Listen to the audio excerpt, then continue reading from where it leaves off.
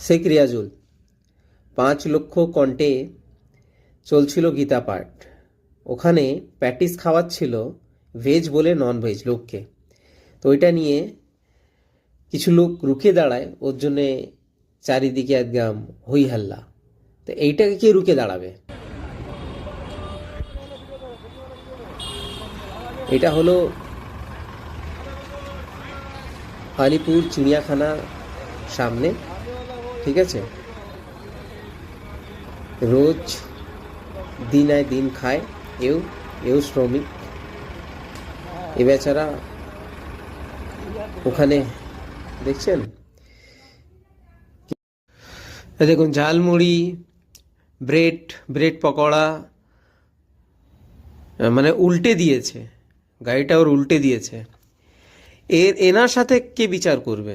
এনার সাথে উল্টে দিয়েছে।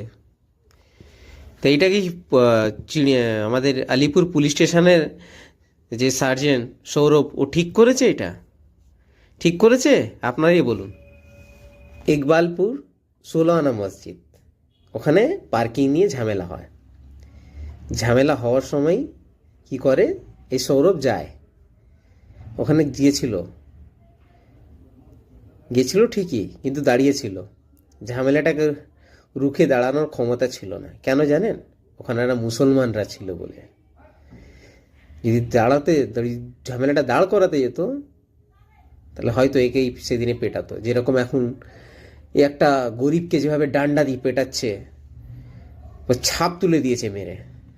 ধিক্কার জানায় এই ধরনের চটি চাটা পুলিশকে। একে তাড়াতাড়ি স্যার, এসপি স্যার, যদি আমার এই ভিডিওটা দেখছেন, তাহলে তাড়াতাড়ি করে এনাকে একদম সাসপেন্ড করুন। এবারে দেখব কত জিহাদিরা আর কত সেকুলার হিন্দুরা এনার পাশে এসে দাঁড়ায়। ঠিক আছে? এনাকে খুব মার মেরেছে পুলিশ।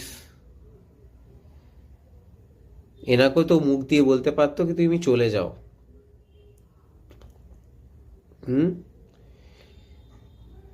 শেখ রিয়াজুল ভেজ বলে নন ভেজ খাইয়ে দিচ্ছে, তখন ও ঠিক।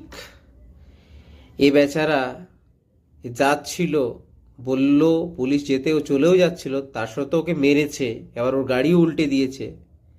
এটা ভুল, তাই তো? আচ্ছা বলুন তো, যেখানে নামাজ হয়, ফ্রাইডে করে নামাজ হয়, ওখানে ফ্রাইডে নামাজ হওয়াকালীন আমি মসজিদের বাইরে গিয়ে আমি যদি মদ বিক্রি করি, বা শুয়োরের মাংসের প্যাটিস যদি আমি বিক্রি করি, আর বলে দিই